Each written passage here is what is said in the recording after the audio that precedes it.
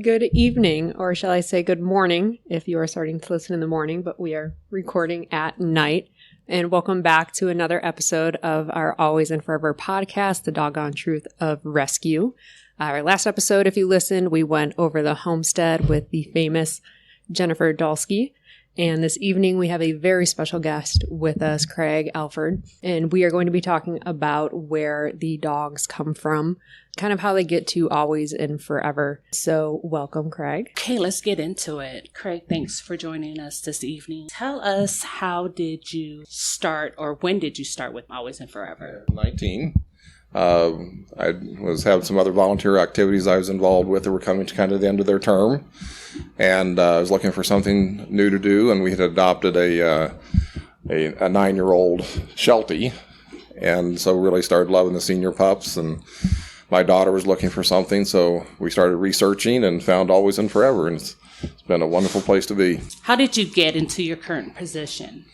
So I started when I first went to orientation. Judy, who is our vet ride coordinator, was there, and I told her I'd be interested in doing drives. So that first month of June, I started doing some vet drives, and then at the end of the month, on my birthday, I did my first Furever family drive, and took a dog named Thunder, who was heading to Iowa to his new home, and fell in love with that, and started doing Freedom Rides, and did those throughout July. And then at the end of July, things were starting to ramp up, and Amy, who was coordinating at the time, asked if I'd be interested in taking over as the Pup Transport Coordinator for Freedom Rides. And can you kind of go over the difference between vet rides and Freedom Rides and explain those? Sure. Yeah, Freedom Rides involve basically where we are rescuing a dog from either a shelter or coming from an individual who is surrendering their dog for whatever reason. Could be they passed away, could be dementia, could be going into a nursing home. We help all those types of families. So basically, it's when we are bringing a dog into the Always and Furever family. The vet rides are, once they are here, we provide extensive medical care to many of our dogs, many of which are seniors.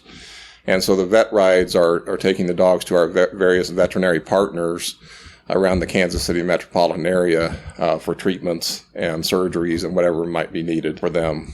So they take the dogs between our facilities and the vet. And we actually had some questions that people submitted that they wanted to either ask you or hear more about.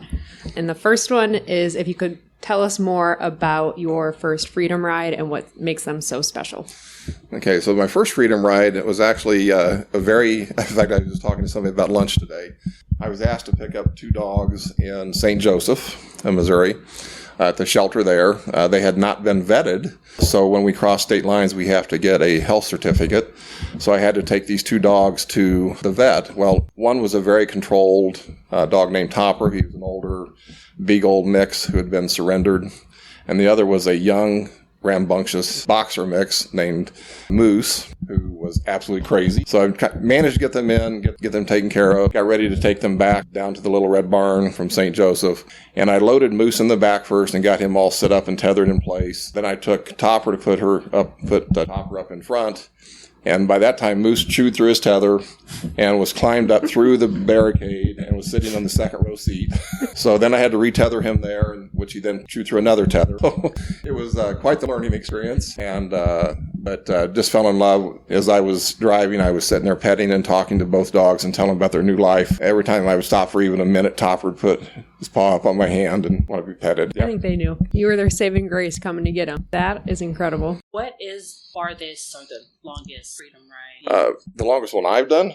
Yeah. The longest one I've done, it's probably been a 12-hour round trip. Where to? I go to Illinois, I go to Arkansas, I go to Oklahoma. So we do a lot of dogs from Oklahoma City. Furthest we've rescued dogs is South Carolina, Georgia, Kentucky, Alabama, Louisiana, Texas. How do you find out about these dogs from out of state, 6-12 hours away? Do people contact you? Are we kind of on the lookout for it? Do shelters contact Always and Furever? How do you hear about them to go rescue them? It's actually a little bit of both. Through our Facebook presence, Always and Furever has gotten really a great reputation, especially for the work we do with seniors and with dogs that have special medical needs. So we have a lot of people that reach out to us looking for help. There's a whole network out there of, where the rescues are looking at the shelters And, the shelters are trying to advertise the dogs that are in need. And so there's a whole process that goes behind the scenes that nobody ever sees, where there are hundreds of dogs in need. And it's really a matter of trying to prioritize, which is really, really hard when you have to say, we don't have room or we don't have space. And I think that's one of the reasons we're very excited about the homestead, is it will actually help us save more dogs. But so we reach out to those shelters when we see a dog that we think is a fit, talk to the other rescues. We have some other rescue partners we work with very closely that evaluate the dogs that think will be a good fit for Always and Forever, communicate with us, and if we can absolutely help, we absolutely do. And from there I take over, and then I coordinate the Freedom Rides. And I've been very blessed. I got a team of over 300 drivers that have signed up. So if I wanted to be a driver, what do I need to do? Contact me. Okay. I don't know if you do like driving records, kind of look at my background. I don't have many tickets. No, what we do is we actually have a separate Freedom Driver Facebook page. Okay. So when I have a need for a drive, I'll orchestrate a drive. For example, tomorrow we're doing a drive from Wichita, and the dog is going to go to a foster up in Lawrence. So I put it out on the Facebook page. I'm going to drive the second leg, and I had a driver volunteer. Actually, it's a brand new driver, which is great, who's going to pick up the dog in Wichita and meet me in Emporia. We'll transfer the dog there, and then so we try to create a very comfortable experience for the dog. I asked the drivers to play soft music and talk to the dogs. And if you saw my vehicle, we have big soft dog beds, and they're where I can get to them and pet them. They can't interfere with my driving, but at the same time I can pet them. And if I lean back a little bit, they can kiss my ears and stuff. Okay, so Beth is going to be mad. I think both. Right? Yeah. Okay. They're going to be mad if I don't include this question. Okay. Do you transport cats? Okay, so cats are a whole different story. They're a whole different animal. We would love to hear the details. No, cats is a very different thing to transport, and we actually have some other people that transport the cats. And the reason for that, basically, it's moving the cats, because cats are always moved in crates. Mm-hmm. They're never tethered. They're never, you put on a leash. It just doesn't work. So it's a very different thing. I have definitely integrated some cats into some of the drives we've done. In fact, I had a funny story where we actually lost a cat in my car for a week that we didn't know was inside my car. How big was this cat? It was a very small cat. But I kept seeing these weird things in my car in the garage in the morning when I got there, and like the turn signal would be turned on. It's like, so we finally figured out there had been a cat hiding in my car for a week. And where did you find it? We actually were down at the barn. In fact, we'd already taken the car apart twice trying to find this cat. And I don't know where it was hiding, but we took the car apart again and finally found the cat. But I can say I never have had that happen. Yeah. But we have a different group that actually transports the cats, because it's just, the dogs and cats sometimes don't mix well. And so, I take care of the pup transportation, and we have some other groups that handle the cat transportation. So, Craig, can you kind of talk about the difference in what makes Always and Forever so different than the other shelters that you go to and pick these dogs up from? And I think a lot of it had to do with the fact that one of the reasons I picked Always and Forever, when I started looking for a place to volunteer, I looked at different rescues and different shelters, and sadly, some of the shelters look very much like a pound. Mm-hmm. You walk in, and it's rows and just kennels stacked on top of each other, and it's just not the type of environment that we want for our dogs and cats. If you look at the Always and Forever Little Red Barn as an example, it looks like a living room. Lots of couches, lots of soft dog beds. The dogs are up on the couch. People are there caring for them, petting them, loving them.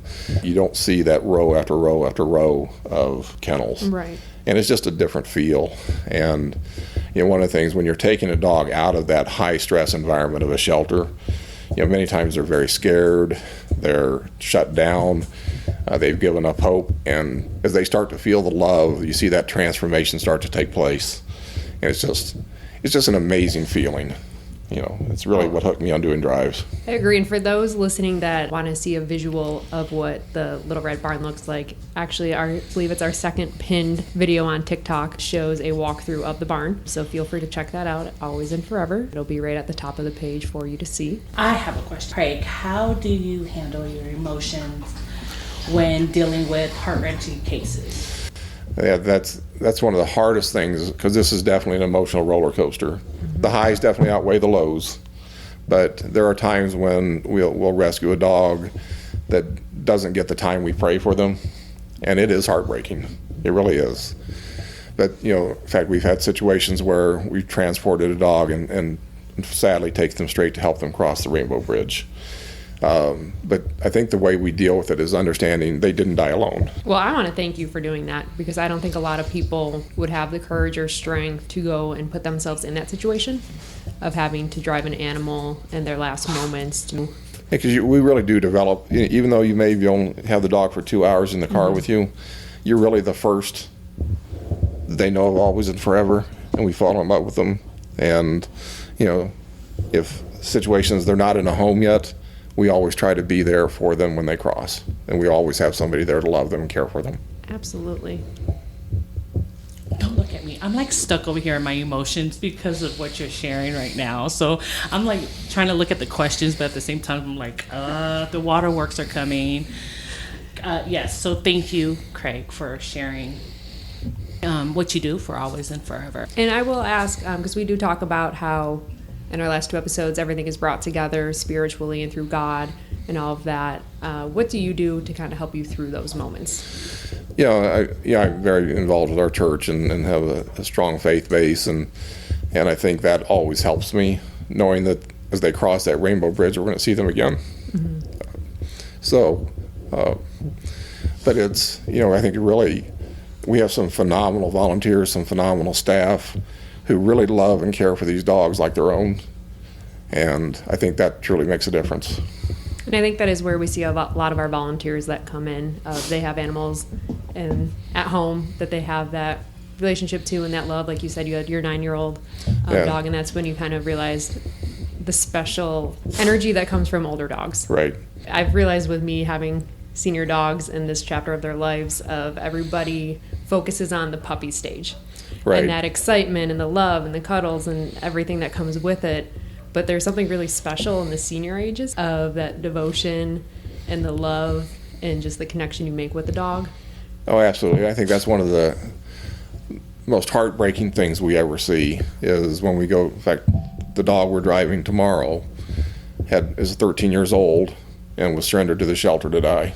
And in those cases, do you usually get the background story on why? Sometimes we do, sometimes we don't.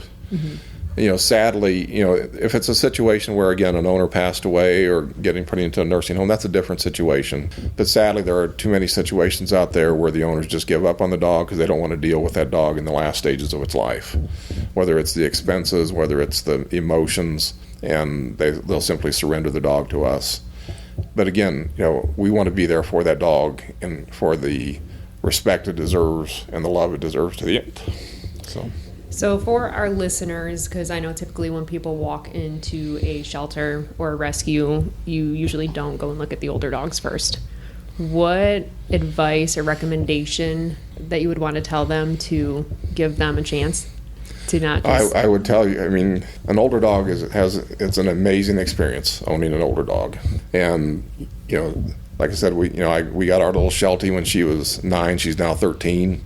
And I know eventually we're going to have that situation, but there's so much love they have to give, so much unconditional love, no matter how bad their situation might have been. We get lots of dogs that were in, came from a breeding situation or came from and they were simply dumped after they were no longer used to the breeder. They've been given the medical care that they've never gotten. They've been given the love and compassion they've never had. Craig, can you tell us about one of your most memorable Freedom Rides? Yeah, so I think it was one of my first Freedom Rides. I had an opportunity. We had a beautiful German Shepherd named Jenna, and I'd done 2 different vet rides for Jenna in June, and we might have had to do a bath, which Jenna hated, and we made it up for it with some double cheeseburgers, so she was happy and went to the park. Jenna was then adopted out to an individual down in Arkansas who ended up dumping her, and so Jenna was lost. By dumping her, do you mean just side of the road, at a shelter? Out in the middle of the country on the side of a road. Wow. And there was a huge search for Jenna. We had people went down and put posters up around the area down around where he was adopted out to. We got a call. Somebody posted that they'd found this dog. And of course we had this mass of people looking for Jenna. And Jenna was missing for probably a week. And Jenna was found. We found this. We were contacted, and we matched up the markings. The people that found Jenna, her guardian angels, actually drove her 40 miles on a Sunday night to get the chip read. Confirmed it was her. So I left the next morning at 4 a.m. to head to Arkansas to go get her. Yeah. So we got Jenna back. It was just a wonderful experience because she was so happy to see me. Got her back, and shortly after that, she was adopted to this wonderful family in Topeka, and I got to do her Forever family ride and take her out to meet her new family and her new first sibling. Just a week had them settled, and she was in the living room with the family, and I was going out to the car to get the paperwork. All of a sudden I feel this whoosh by my leg as I went out the door, and Jenna had had bolted out the door. It's like, oh no, after all this, Jenna's lost again. So they run out, I run out. We find Jenna up in the back of my SUV ready. She was ready. Those double cheeseburgers you were giving her. But she's had a wonderful life and still has a wonderful life. And she was just an amazing dog. And like I said, she was my first really long drive for a dog. And we got to be such good friends because of having done her vet rides, and getting to do her Forever family ride and close the loop was really special. I do have one more question now off of this story. What are the different emotions you experience between Freedom Rides and Forever Rides? It's kind of the start of the chapter and the end of the chapter. When you're going in to do a Freedom Ride and you're getting a dog out of a shelter or out of a bad family situation or a sad family situation, many times the dogs are scared, they're confused. And so it's really getting them settled and go through that decompression and seeing that transformation. Doing a Forever family ride is kind of, they've known the love of Always and Forever, and now they're getting to go to their forever home. And so you get to see that connection with their new family, and it's just amazing. It's just amazing. Can you go into a little bit more detail on the transformation you see in these dogs after they spend time at Always and Forever? Well, many times when you first get them, they're, like I said, they're scared, they're stressed, they're sometimes, not receptive to, either other dogs or even, people. Mm-hmm. They're very standoffish. They start to warm up. They start to be more comfortable. You start to see them happy again. Many times when you go into these shelters, it's like they have no hope. Mm-hmm. They've given up. And to see the hope back in their eyes and in their demeanor is just really neat. It's just... So, since we're on the subject of Jenna being found, what a praise report that is, can we talk about Plum? Has Plum been found? Plum's not been found. I've done 4 Freedom Rides for Plum, because sadly Plum was, I did her original Freedom Ride, and then Plum was adopted out and mistreated and abused after the people that we'd adopted to gave it to their son. So did a second Freedom Ride. Plum was then adopted out to a second family and was doing really well. Then there was a situation where there was a bite, and they were going to raise Plum in the middle of the night. So I went and rescued her at about 12:30 in the morning. Mm-hmm. So the law enforcement didn't euthanize her, and she was adopted out again. And right now we don't know where Plum's at. Wow. Do we have any idea what state, city she could be? Or if you could describe what she looks like. Yeah. Plum's this beautiful little reddish, kind of red-brown pit bull. She's got beautiful pointy ears, and she's a smaller. She's not real big. Beautiful face. She got a little bit of white on her chest. She was adopted out into around Fort Riley, Kansas, is where she was at. When we followed up with that family, they'd given her away, which is really against our contract, and so that's when kind of the searches started. And I believe we have photos of her on our website, Facebook. Tons of photos of her on Facebook. Which will lead into, so this topic will lead into our next episode of adoption and kind of like you said, how we do follow up with families, check in, and then if it doesn't work out with an animal, so say an adopted dog and a situation arises. Yeah, that's one of the things, again, that's very different about Always and Forever. Our contracts actually require they return the dogs to us, always. So many rescues won't take a dog back. We always take our dogs back. In fact, it's a requirement. It has been a very emotional episode, Craig, and I thank you again for what you do for Always and Forever. Last week, we discussed the homestead. What does that mean to you? I'm so excited about the home. I also now sit on the board of directors and, involved with setting up helping with the infrastructure of the homestead. I think the thing that excites me the most is knowing, go and rescue these dogs from wherever we're getting them, from a shelter or, a pound or wherever we're getting these dogs. They're going to come into an environment where they're loved. It feels like a home. It feels like, obviously we try to place them into their own forever home, but there are situations where dogs, are harder to adopt for whatever reason. And in those situations, they're going to be in an environment at the homestead where it feels like home, and we tried to accomplish that with our different barns we currently have, but it's going to be so much better on the homestead. It just is. We can handle more types of dogs. We'll have a barn that is just for littles, because sometimes it's hard to put littles and big dogs in the same type of environment, especially in the open living environment we have. So it's going to create the opportunity for us to save lots more dogs. It's going to allow us situations where we can immediately bring them into that environment where they de-stress, coming from a shelter.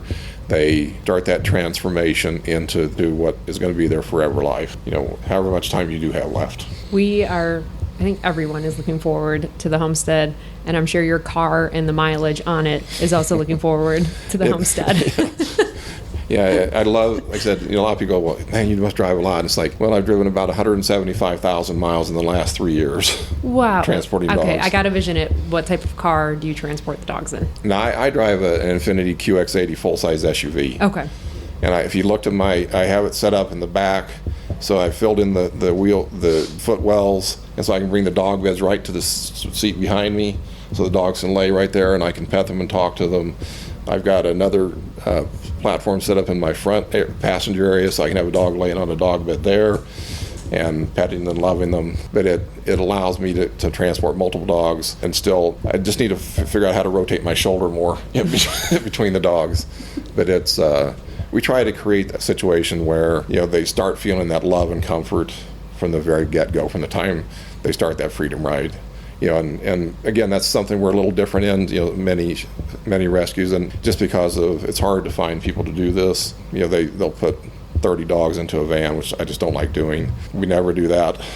We transport, so there's a much more personal touch between the driver and the dogs. Like I said, we've been blessed. We've got 300 plus drivers now registered with Always and Furever. That's amazing. Well, we've done almost 2,100 drives in the last 3 years. Wow. And we've never not been able to fill a drive. That's incredible. What's the most you've saved in one Freedom Ride? So obviously not 30, but how many dogs have you had in your car? The most I've ever had in mine was 6. Okay. Then that did include one Great Dane. That was going to be my next question. What was the biggest dog that you have? The biggest dogs I've had 2 Mastiffs. One weighed 195 pounds, one weighed 165 pounds. Wow. Oh. They were siblings. I had them set up in the back with the big soft dog beds, and they just loved it. What about the little ones? The littlest one I've done is 2.5 pounds. Well, and it didn't get lost in the car? I'll take that back. The smallest one we did is we actually had Beth, who was one of our med coordinators at the time. We went and rescued some pups whose mother had passed away, and they weighed about 1.5 ounces a piece. Wow. So we were bottle feeding them on the way back and holding them against our skin to keep them warm. And how many drive-thrus do you do for pup cups? Are those included in these Freedom Rides, or are they saved for fosters? They are in some. We try not to. They're going through enough digestive changes with the drive itself. Once in a while, if we have a situation where we've got an older dog where we know it's toward the end, we might have to stop and get a double cheeseburger. No, it's just an amazing experience, and I would say if anybody wants to be involved in a touch with these dogs, it's a great way. Like I said, you spend an hour or two on the road and you really get to know and love these dogs, and you build a relationship and a trust. When I walk into the barn, the dogs I've transported kind of flock to me.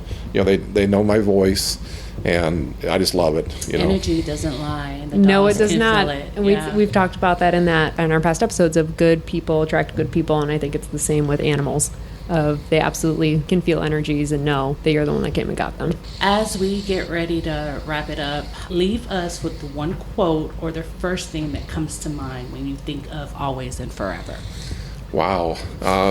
It can be more than one. I'd say love, compassion, kindness, patience, happiness. I love that. Is there anything else you want to cover or go over?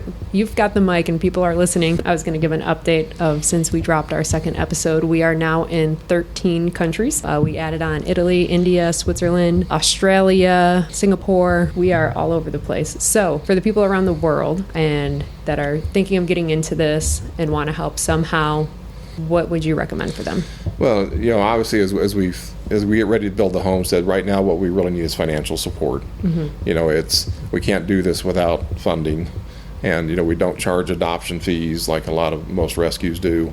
All of our operations is funded by donations, and as we build the homestead and create this environment for these dogs and these cats, it's gonna take some money. And so if people they live too far away or don't have time, we definitely need the financial support as well. But if you can be involved and get down here and see the homestead or be part of the homestead, I would encourage you to do that, because you always get so much more back than you could ever give.